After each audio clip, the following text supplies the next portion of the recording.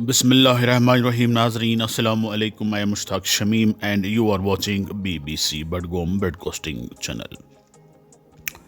BBC channel पर तमाम नाजरीन और व्यूअर्स का खैर मकदम है। पेश है हमारा सिलसिलावार सेगमेंट काउंटर एनकाउंटर का ये ताज़ा शुमारा। आइए नाजरीन देखते हैं ये खूबसूरत और दिलचस्प सेगमेंट काउंटर एनकाउंटर। नाजरीन मोहतरम, जैसा कि आप बखूबी वाकिफ़ हैं कि इलेक्शन कमीशन ऑफ इंडिया ने 16 अगस्त 2026 ईस्वी को जम्मू कश्मीर में इलेक्शन कराने का ऐलान कर दिया है। देर से ही सही लेकिन कर तो दिया है। हम इस मूव का वेलकम करते हैं, BBC इस मूव का वेलकम करता है। नाजरीन, अगर हम मानकर चलते हैं कि 16 तारीख को जम्मू कश्मीर का इलेक्शन शुरू हो चुका है और 4 अक्टूबर को ये इलेक्शन ख़त्म होने जा रहा है, इस तरह से हम बता सकते हैं कि ये इलेक्शन 1 महीना 20 दिनों के अंदर अंदर इख्तिताम पजीर हो जाएगा। जम्मू कश्मीर में फिलवक्त 90 असम्बली सेगमेंट्स हैं और इन तमाम 90 के 90 असम्बली सेगमेंट्स का जो इलेक्शन है वो 3 फेजेस में मुकम्मल कर लिया जाएगा।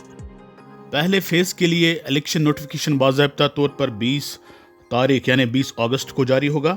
दूसरे फेज के लिए 27 तारीख को 27 अगस्त को जारी होगा और तीसरे फेज के लिए 3 सितंबर को जारी होगा इलेक्शन नोटिफिकेशन। जी हाँ नाजरीन, पहले फेज के लिए 18 सितंबर को वोट डाले जाएंगे, दूसरे फेज के लिए 25 सितंबर को वोट डाले जाएंगे और आखिरी यानी तीसरे मरहले के लिए माह अक्टूबर की पहली तारीख को वोट डाले जाएंगे। 3 अक्टूबर को काउंटिंग होगी और इसी रोज शाम तक तमाम नताइज सामने आने की उम्मीद जताई जा सकती है। जहां तक जिला श्रीनगर, जिला बडगाम और जिला गांदरबल का ताल्लुक है, इन तीनों अजला को सेकंड फेज में रखा गया है। इन तीनों अजला में जितने भी असम्बली सेगमेंट्स हैं, 15 सेगमेंट्स हैं इन तीनों अजला में। श्रीनगर में 8, बडगाम में 5 और गांदरबल में 2। इन तीनों अजला के लिए जो नोटिफिकेशन है, इलेक्शन नोटिफिकेशन, वो 27 अगस्त को जारी होगा और यहाँ पर एक साथ 25 सितंबर को वोट डाले जाएंगे इन तीनों अजला में। खैर, ये तो थी जनरल इंफॉर्मेशन फॉर रिकॉर्ड। अब हम मुद्दे पे आते हैं। नाजरीन, ये जो आप अपनी स्क्रीन पर तस्वीरें देख रहे हैं, इनमें आप देख रहे हैं सीनियर सियासी लीडर जिनका ताल्लुक जिला बडगाम से है, अब्दुर्रहीम राथिर साहब। राथिर साहब यहाँ पर किसी इलेक्शन मीटिंग में तकरीर कर रहे हैं। इससे हम ये बात अक्स कर सकते हैं कि राथिर साहब ने अपनी इलेक्शन कैंपेन का आगाज कर दिया है।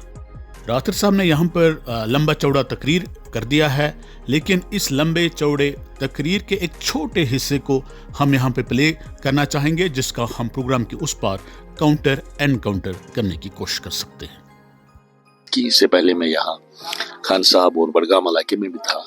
वहाँ भी कुछ लोग, कुछ भाई जो दूसरी पार्टियों के साथ अब आज तक शामिल थे, हमारी पार्टी में मिल गए और इसलिए मुझे लगता है कि ये अच्छे दिन यहाँ आ रहे हैं, उसकी तरफ इशारा करता है ये चीजें। इंशाल्लाह हमें अच्छे दिन देखने होंगे।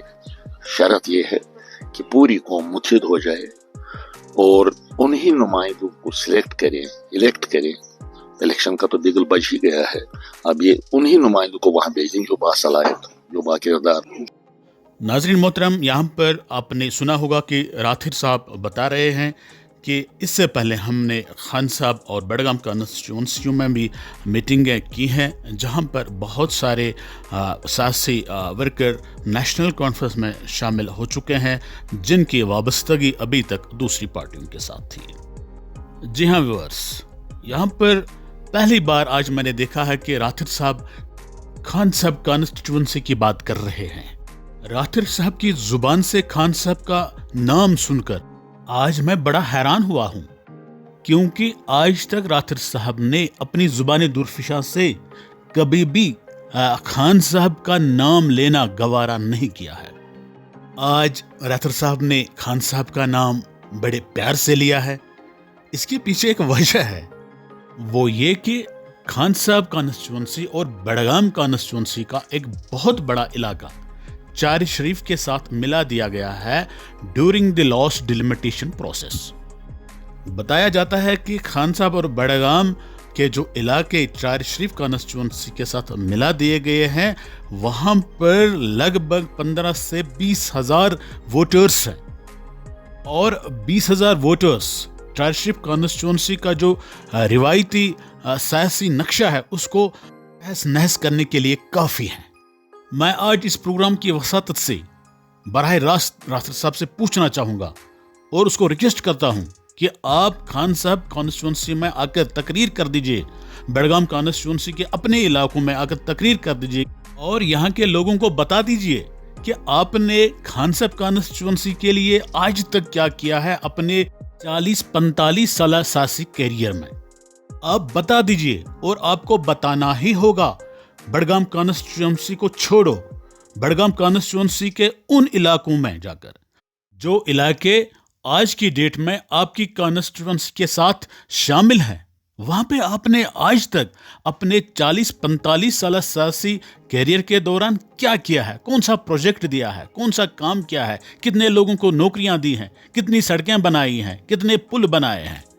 راٹھر صاحب، آپ اپنے 40-45 سالہ سیاسی کیریئر میں لگ بھگ 20-25 برس تک وزارت کے عہدے پر فائز رہے، اور وقت گواہ ہے، خدا گواہ ہے، آپ نے کبھی بھی اپنے سیاسی کیریئر کے دوران چار شریف کی سرحدوں کے باہر دیکھنا تک گوارا نہیں کیا ہے۔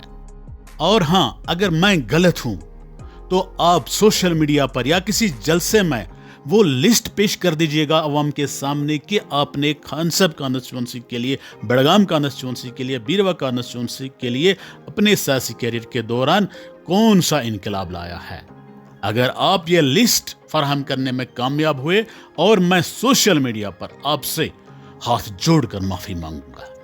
ناظرین، میں آپ کے سامنے یہاں پر واضح کر دینا چاہتا ہوں ایک بات، کہ جب وزارتی منصب تقسیم کیے جاتے ہیں تو ضلع سطح پر ایسے ایم ایل ایز کو وزارتی منصب فراہم کیے جاتے ہیں جو سینئر ہوتے ہیں، لیکن ان پر ایک ذمہ داری عائد ہوتی ہے، وہ یہ کہ وہ اپنے ضلع کی کم سے کم نمائندگی کریں۔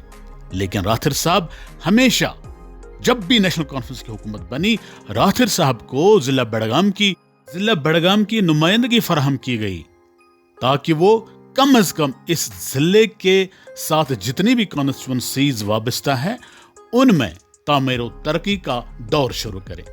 لیکن راٹھر صاحب نے ہمیشہ اس ضلع کی 4 یا پھر 3 کانسٹیچوئنسیز کے ساتھ استحصال کر دیا ہے۔ نہ بیروا کو کچھ دیا ہے، نہ خان صاحب کو کچھ دیا ہے، اور نہ ہی بڑگام کو کچھ دیا ہے۔ تھوڑا بہت اگر دیا ہے وہ چاڑورا کو دیا ہے، کیونکہ چاڑورا کانسٹیچوئنسی کے بیچوں بیچ راٹھر صاحب کا آنا جانا رہتا تھا۔ دوسری بات جو راٹھر صاحب نے اپنے تقریر میں بتائی ہے کہ یہاں پر الیکشن کے بعد ضرور اچھے دن آئیں گے۔ لیکن راٹھر صاحب، اچھے دن آئیں گے ضرور، لیکن عوام کے لیے نہیں، بلکہ آپ کے لیے، آپ کے پریوار کے لیے، آپ کی پارٹی کے لیے اور آپ کی لیڈرشپ کے لیے آئیں گے۔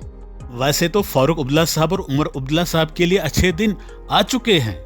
فاروق صاحب کے وہ بڑے بڑے سکنڈل، 100 کروڑ، 200 کروڑ، 300 کروڑ کے سکنڈل اب معاف کر دیے ہیں مودی صاحب نے۔ مودی صاحب کی مہربانیاں آج کل نیشنل کانفرنس اور اس کی لیڈرشپ پر خوب برستی ہیں۔ اب آپ کی باری ہے، آپ کے گھر میں خوشحالی آنے والی ہے، آپ کے گھر میں اچھے دن آنے والے ہیں۔ آپ کے بیٹے نے جو لاکھوں کروڑوں روپے کے سکنڈل کیے ہیں جے کے بینک میں، جو کیسز آپ کے فرزند کے خلاف ای ڈی میں، سی بی آئی میں ہیں، اے سی بی میں ہیں، وہ اب وڈرا ہوں گے۔ جو آپ کی ہزاروں کروڑوں روپے کی پراپرٹیاں جموں کشمیر میں ہے، ملک میں ہے، ملک سے باہر ہیں، ان کی جو تفتیش چل رہی تھی وہ تفتیش بھی اب بند ہوگی۔ اب آپ موج منائیں، عیش کریں، آپ کے لیے بے شک اچھے دن آ گئے ہیں، اچھے دن آنے والے ہیں۔